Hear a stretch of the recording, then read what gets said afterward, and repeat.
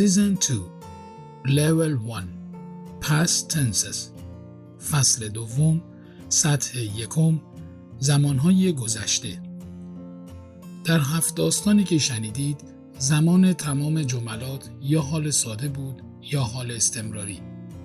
در این فصل 2 زمان گذشته ساده و گذشته استمراری اضافه شده و طول داستانها نیز بیشتر شده. هدف از این داستانها یادگیری لغات و مرور گرامر زبان انگلیسی است. Little Women by Louisa M. Alcott. Retold by Anne Collins. زنان کوچک نوشته لیزا ام آکات، بازگو شده توسط ان کالینز از انتشارات میلان. Chapter 2 A Wonderful Christmas. فصل دوم یک کریسمس شگفت‌انگیز. A few days later, it was Christmas Day. چند روز بعد روز کریسمس بود. On Christmas morning, the girls woke early. صبح کریسمس دخترها زود بیدار شدن. Each girl had one present, a book from their mother. هر دختر یک هدیه داشت. یک کتاب از مادرشون. They ran downstairs. They wanted to thank her. اونا به طبقه پایین دویدن. اونا میخواستن ازش تشکر کنن. But Mrs. March was not there. اما خانم مارچ اونجا نبود. A special Christmas breakfast was on the table. صبحانه مخصوص کریسمس روی میز بود. There was lots of food and everybody was hungry. کلی غذا بود و هر کسی گرسنه بود. But the girls waited for their mother. اما دخترها مادرشونو میخواستن. They waited nearly an hour. اونا نزدیک 1 ساعت منتظر بودن. At last, their mother came home. در آخر مادرشون اومد خونه. Merry Christmas, Marmee! The girls shouted. Come, sit down. Let's eat breakfast. دخترها فریاد زدن کریسمس مبارک مارمی. بیا بشین. بیایید صبحونه بخوریم. Merry Christmas, little daughters, said Mrs. March. خانم مارچ گفت کریسمس مبارک دخترای کوچولو. Listen, I have something to tell you. گوش کنید. باید چیزی رو به شما بگم. There is a poor woman, Mrs. Hummel. خانم هامل یک زن فقیره.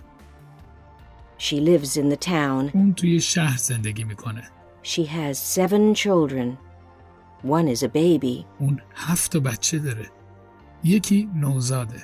The Hummel's house is very cold and they have no food.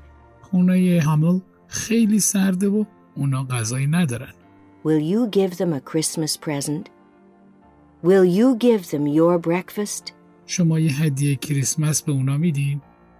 صبحونتون رو بهشون میدین؟ All the girls were very hungry. همه دخترها گرسنه بودن. For a moment, nobody spoke. برای یه لحظه کسی چیزی نگفت.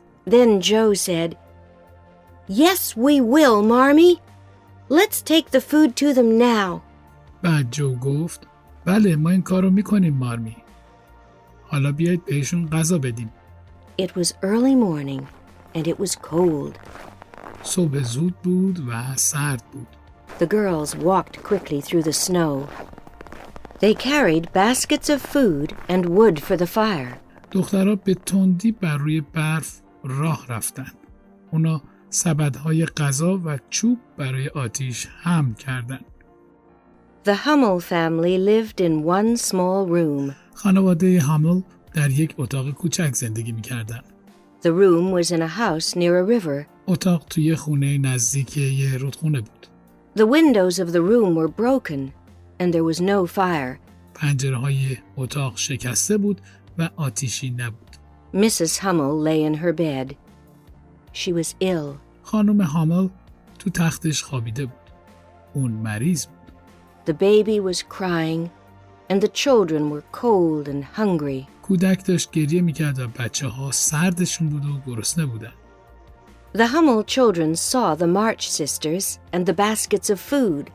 بچه‌های هامل خواهران مارچ و سبدهای غذا رو دیدن. They shouted happily. Thank you! Thank you! They shouted. اونا به خوشحالی فریاد کشیدن. اونا فریاد زدن ممنون ممنون. The girls made a fire and they put the food on the table. دخترها آتیش درست کردن و غذا روی میز گذاشتن. Mrs. March made some tea. خانم مارچ مقداری چای درست کرد. Soon the room was warm. زود اتاق گرم شد. The hungry children ate the food and they laughed. بچه‌های گرسنه غذا خوردن و خندیدن. Later, Mrs. March and her daughters went home. کمی بعد خانم مارچ و دختراش رفتن خونه. They had bread and milk for breakfast. But they were very happy. اونا نان و شیر برای صبحونه داشتن. اما اونا خیلی خوشحال بودن. The March sisters often acted in plays. خواهرای مارچ اغلب نمایش بازی می‌کردن. Joe wrote the plays. The girls acted in a small room at the top of the house. جو نمایش‌ها رو می‌نوشت. دخترها در یک اتاق کوچیک در بالای خانه نمایش اجرا می‌کردن. They put on brightly colored clothes and they enjoyed themselves. اونا لباسای رنگی درخشان می‌پوشیدن و با خودشون لذت می‌بردن. On Christmas evening, the girls acted in a play. عصر کریسمس دخترای نمایش بازی کردن. All their friends came.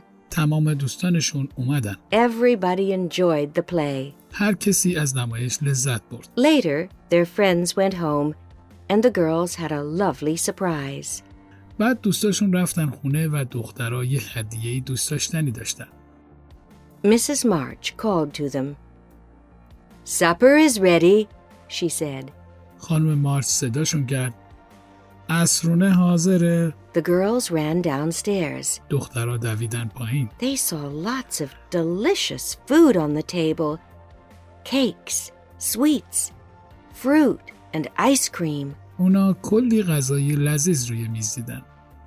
کیک‌ها، شیرینی‌ها، میوه و بستنی. Where did this lovely food come from, Marmee?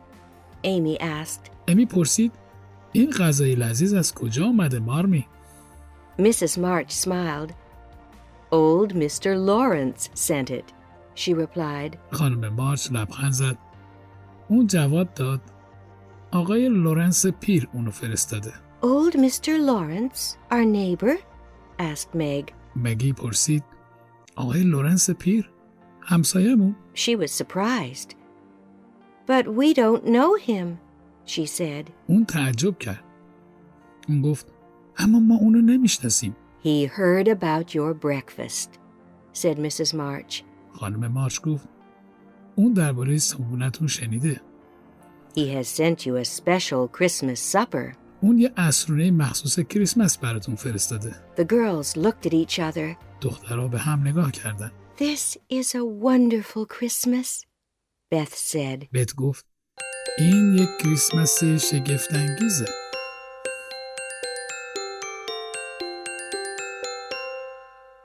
از اینکه تا انتهای ویدیو رو نگاه کردید از شما سپاسگزارم.